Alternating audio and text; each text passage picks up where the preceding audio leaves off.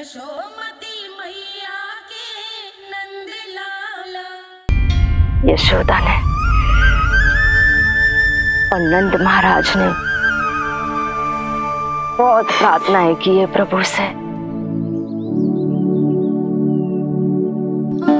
प्रभु के आशीर्वाद से ही तो गोकुल को मिला है ये। प्रभु इसे कुछ होने दे सकते हैं क्या?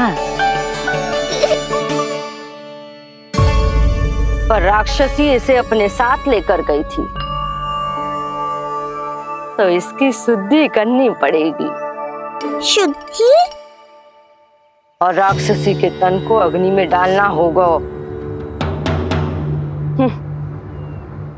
आत्मा कितना भी बुरा कर्म क्यों ना कर ले, परमात्मा यही चाहते हैं कि हम अपना कर्तव्य निभाएं। जो तन त्याग चुके हैं उनका अंतिम संस्कार करना जीवित व्यक्तियों का ही कर्तव्य है। बहन योगमाया, एक बार फिर से बचा लिया तुमने।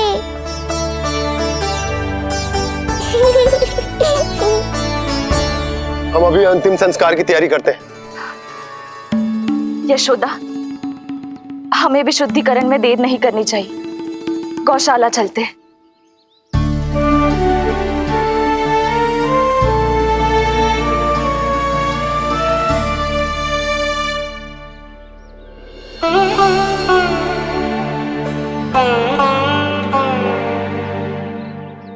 इसका तन बहुत विशाल है, इसके शरीर को खंडित करना होगा, अनेक चिताएं जलानी होगी।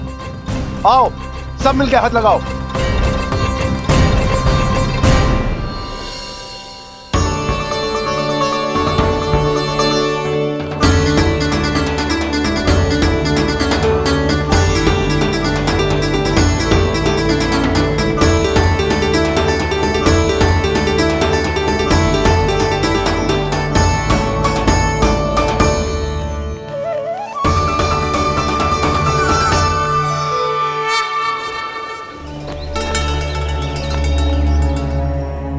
प्रभावती, गोमूत्र और गोबर ले आओ, शुद्धि पूजा शुरू करनी है। लाओ यशोदा। क्यों चाहिए मेरा लल्ला? सत्य बताना, कौन हो तुम और ये सब कौन है?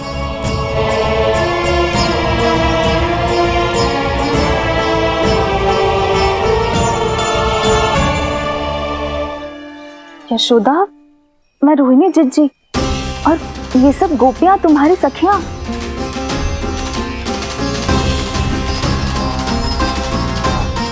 कैसे भरोसा करूं मैं कि आप रोहिणी जिज्जी ही हो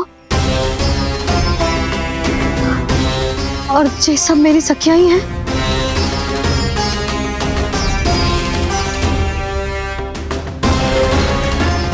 कैसे भरोसा करूं कि आप जो दिख रही हो सत्य में वो ही हो, कोई और ना हो?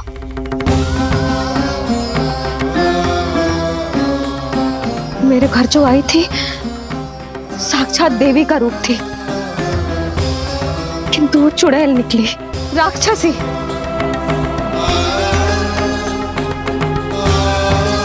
बस अब मुझे किसी पर भरोसा ना करना है।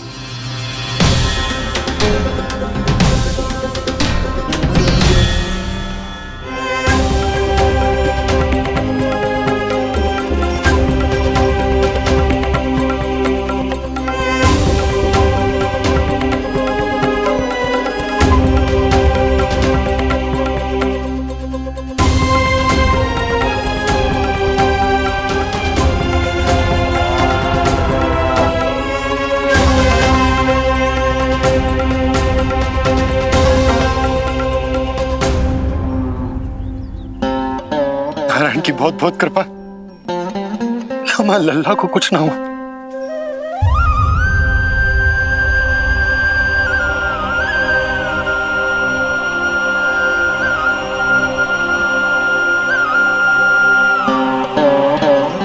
यशोदा,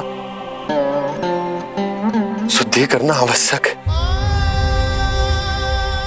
उसके लिए अपनों पर भरोसा करना ही पड़ेगा।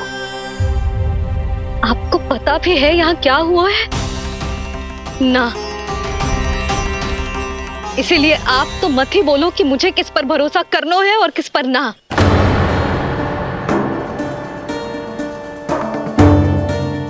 आप ना थे यहाँ, आपने ना देखा कैसे वो राक्षसी देवी के रूप में आओ और माँ के आंखों में धूल झोंक गई। कैसे उस राक्षसी ने मेरी ममता का लाभ उठाओ है और मेरे सामने मेरे लल्ला को ले गया।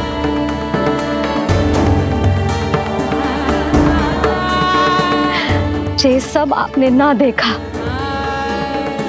क्योंकि आप यहाँ थे ही ना।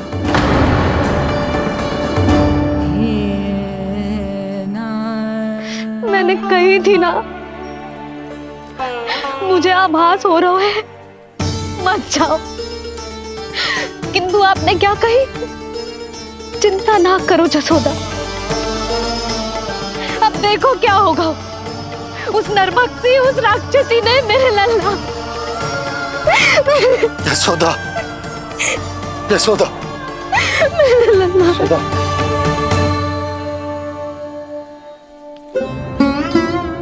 यशोदा, नारायण की कृपा से कुछ नहीं हुआ है तुम्हारे लल्ला को। समझने का प्रयास करो। वही तो कर रही हूँ जीजी, समझने का प्रयास। बुद्धि भ्रष्ट हो गई थी मेरी कि एक अनजान पे भरोसा कर लो मैंने। एक माँ होके भी मैं सत्य ना देख पाई। किंतु आप, तुम सब स्वयं को सखियां बताती हो ना मेरी, तुम सबने भी ना देखी, एक बार भी मुझे सचेत ना किया उस राक्षसी के बारे में। यदि कुछ हो जाता मेरे लल्ला को तो कहाँ जाती, क्या करती, किसको दोष देती?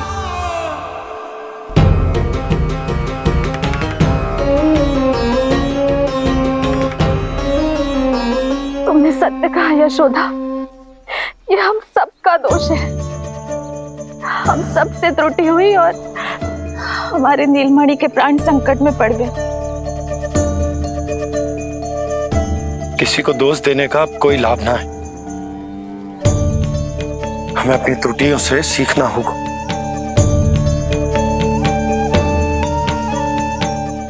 एक भूल हम पहले ही कर चुके, शुद्धि ना करके दूसरी भूल ना करेंगे यशोदा। हाँ यशोदा, उस राक्षसी ने हमारे नीलमणि को विष पिलाने का प्रयास किया था। नारायण की कृपा से अब हमारा लल्ला ठीक है, किंतु उसके स्वास्थ्य के लिए शुद्धि पूजा करनी ही होगी। घबराओ मत मैया, अब सुरक्षित हूँ मैं। आते दो।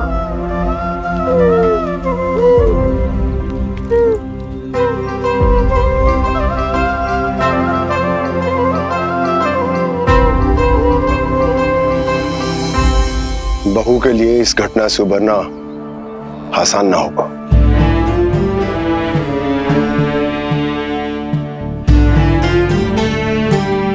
और गोकुलवासी भी इस दुस्वप्न को शीघ्र भुला नहीं पाएंगे। बहुत भयभीत है वो।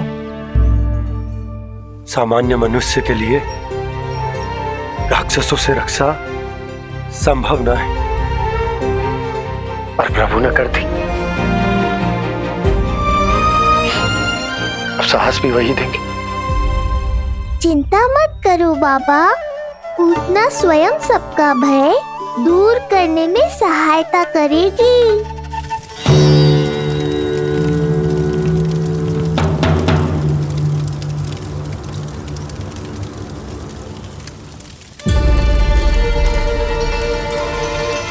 ये सुगंध कैसी है?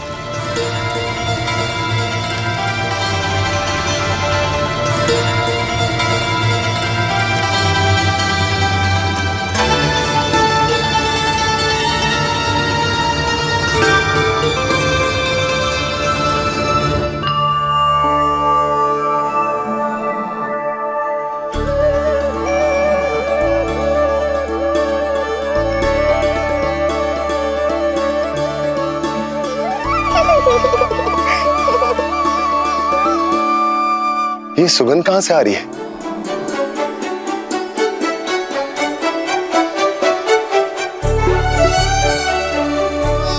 मन में जैसे शांति की लहर सी पैदा कर रही है।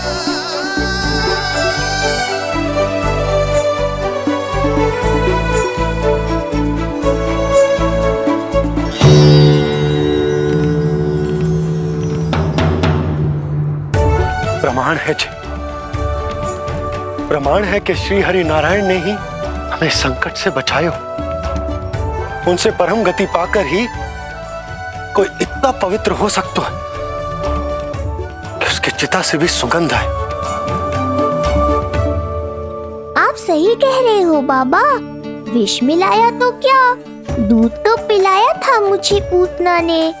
इसी कारण से मैं उसका ऋणी बन गया, तो फिर उसको मोक्ष तो मुझे देना ही था।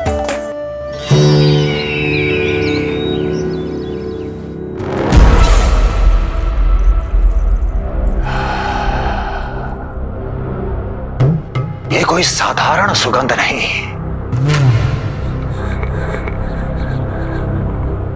मेरे शत्रु की पराजय की सुगंध है। उस पराजय से सुनिश्चित मेरी दीर्घायु की सुगंध है ये। उस संदेश की सुगंध है कि पूतना ने अपना कार्य संपन्न किया।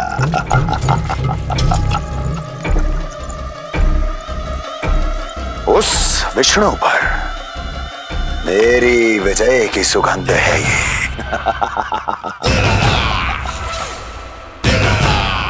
क्षमा चाहती हूँ महाराज, आप मुझे देख रहे हैं पर मैं आपको देख रही हूँ।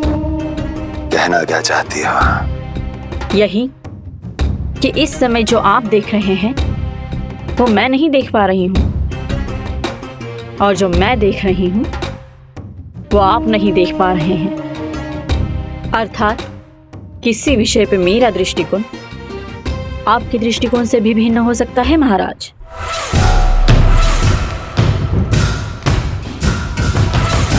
पहेलियां बुझाना बंद करो, सीधा सीधा कहो, क्या चल रहा है तुम्हारे मन में? जब तक मैं अपने नेत्रों से प्रमाण नहीं देखूंगी तब तक मैं नहीं मानूंगी कि ये सुगंध आपके विजय की है या पराजय की। प्रमाण के लिए तुम्हें अधिक प्रतीक्षा नहीं करनी पड़ेगी अस्ति।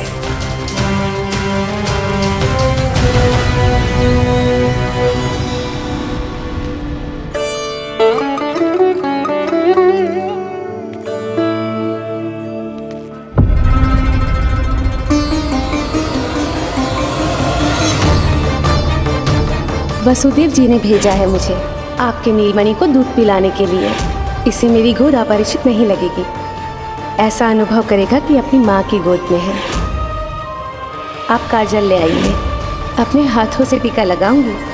कितना प्यारा बच्चा है ये, कहीं मेरी ही ना दृष्टि लग जाए। कैसे एक अपरिचित पे विश्वास कर लो तेरी मैया ने? उसने कही थी कि वो मथुरा से आई है और वसुदेव भैया ने भेजा है उसे दूध पिलाने के लिए। इसका तो यही अर्थ है कि उसे पता था कि आप मथुरा में हो और वसुदेव भैया से मिले हो। फिर शक और शंका का प्रश्न ही ना उठता था। नन्हे बालकों को खाने वाली वो राक्षसी कहीं मेरे लल्ला को यशोदा, इसमें तुम्हारा दोष ना था। तो फिर किसका था? पूरे गोकुल में उसने हमारा ही भवन क्यों चुनो? और बल से ना बहाना बना के वसुदेव भैया ने भेजो है कि मैं उसका विश्वास कर लूं। मेरे ही लल्ला को निशाना क्यों बना उसने?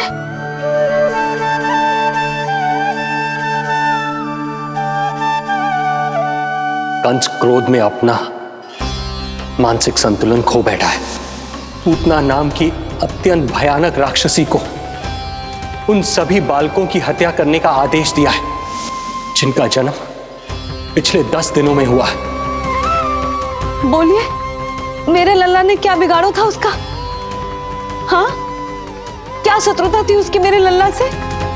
वसुदेव भैया और देवकी भाभी ने जो कही थी वो मुझे यशोदा को बताना चाहिए कि ना?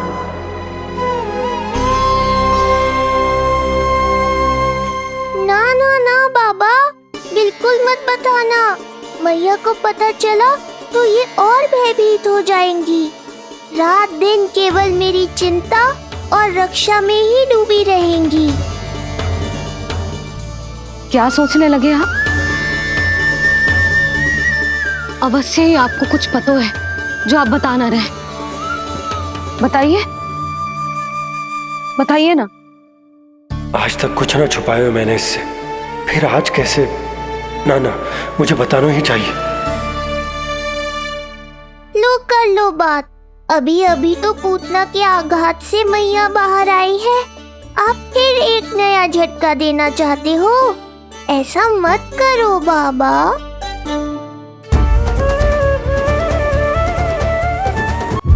बताओ।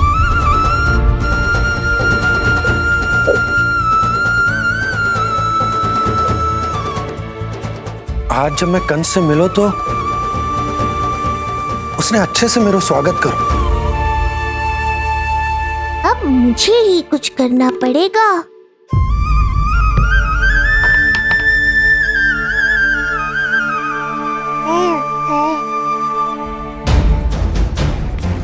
अच्छे से स्वागत कियो, मिठाई भी खाई, सब ठीक तो, पर यहाँ कुछ ठीक नहीं था। अब बस किसी तरह आप विषय बदल दो ताऊ जी। गोकुल के बारे में मेरे मन में कुछ विचार आ रहे हैं। मैं तुमसे उस विषय में चर्चा करना चाहता हूँ। सुनिए, आप लोग वार्तालाप करो। लल्ला को भूख लगी आई होगी। हाँ,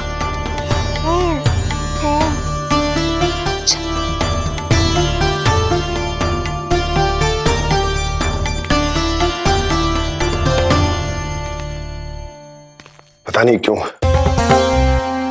पर ऐसा लगता है कि छोटी छोटी आटों पर कि कोई है अब भी हमारे आसपास। कोई है जो हमारे इस नंद भवन पे अपनी बुरी दृष्टि अभी भी गड़ाए हुए है। संकट अभी समाप्त ना हुआ है भैया। अब तक तो उससे पता चल गया होगा कि पूतना सफल रही। किसे? कंस को। पूतना शुभ समाचार लाती ही होगी। महाराज की जय हो।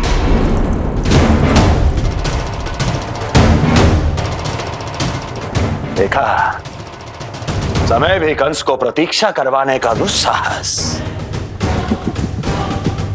नहीं करता। भीतर ले आओ उसे। किसे महाराज? और किसे दुर्जन? पूतना को। क्षमा कीजिएगा महाराज, किंतु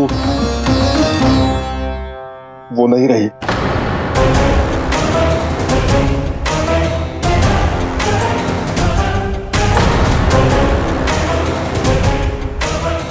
क्या क्या कहा तुमने? पूतना मृत्यु को प्राप्त हो चुकी है। पूतना मृत्यु को प्राप्त हो चुकी है।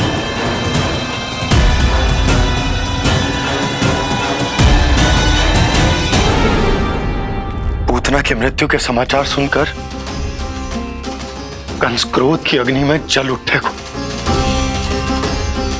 नन्हे मासूम बालकों की हत्या करने के लिए पूतना को कंस ने भेजा था। इतना निर्दय, इतना स्वार्थी भी कोई हो सके? कंस की क्रूरता की कोई सीमा ना है भैया। इसलिए मुझे तो भय लग रहा है कि पता नहीं कंस आगे क्या करेगा, क्योंकि पूतना की मृत्यु हमारे लल्ला को हमारे भवन में मारने के प्रयास के कारण हुई थी। नंद भवन में? जी महाराज, मृत्यु के पूर्व पूतना नंद भवन ही गई थी। नंद के पुत्र को मारने का प्रयास ही कर रही थी।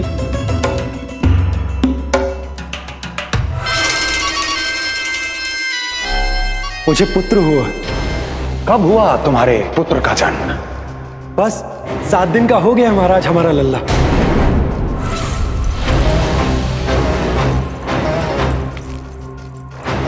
और उस बालक का क्या हुआ? बालक, क्षमा कीजिए महाराज, किंतु उसे तो एक खरोंच भी नहीं लगी। पूरी तरह सुरक्षित है महाराज। किंतु एक बात और है महाराज, हम जब कई समय से रानी रोहिणी को ढूंढ रहे थे ना, यहां से भागने के पश्चात उन्होंने गोकुल में आश्रय लिया है और उनका 1 वर्ष का पुत्र भी है। पूतना मारी गई नंद के यहाँ। रोहिणी कहाँ है? नंद के यहाँ। नंद का रहस्य तो गहराता ही जा रहा है महाराज। नंद का रहस्य तो गहराता ही जा रहा है महाराज। नंद का रहस्य तो गहराता ही जा रहा है महाराज।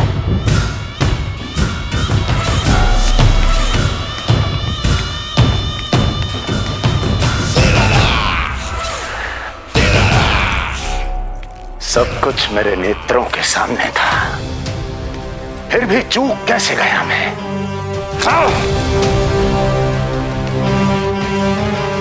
पहले ही समझ जाना चाहिए था। यदि वसुदेव किसी पर स्वयं से अधिक विश्वास कर सकता है तो वो नंद ही है। तो क्या वसुदेव और देवकी ने नंद के साथ मिलकर आपके विरुद्ध कोई षड्यंत्र किया है? कहीं ऐसा तो नहीं कि उस बंदी गृह में कुछ ऐसा हुआ हो जो आपकी जानकारी के बाहर हो महाराज। मुझे तो लगता है महाराज कि आपकी बहन और आपके बहनोई दोनों ही आपके शत्रु विष्णु के साथ मिले हुए हैं। प्रारंभ से ही मुझे मूर्ख बनाया दोनों ने। मैंने तो उन्हें जीवन दान दिया और क्या किया उन्होंने मेरे साथ? धोखा।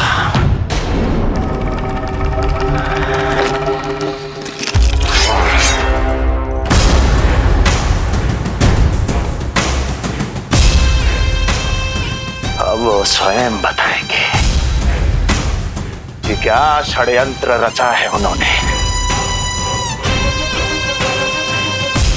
अब ना तो वसुदेव बचेगा, ना देवकी बचेगी और ना ही बचेगा उनका आठवां पुत्र। देवकी बचेगी और ना ही बचेगा उनका आठवां पुत्र। देवकी बचेगी और ना ही बचेगा उनका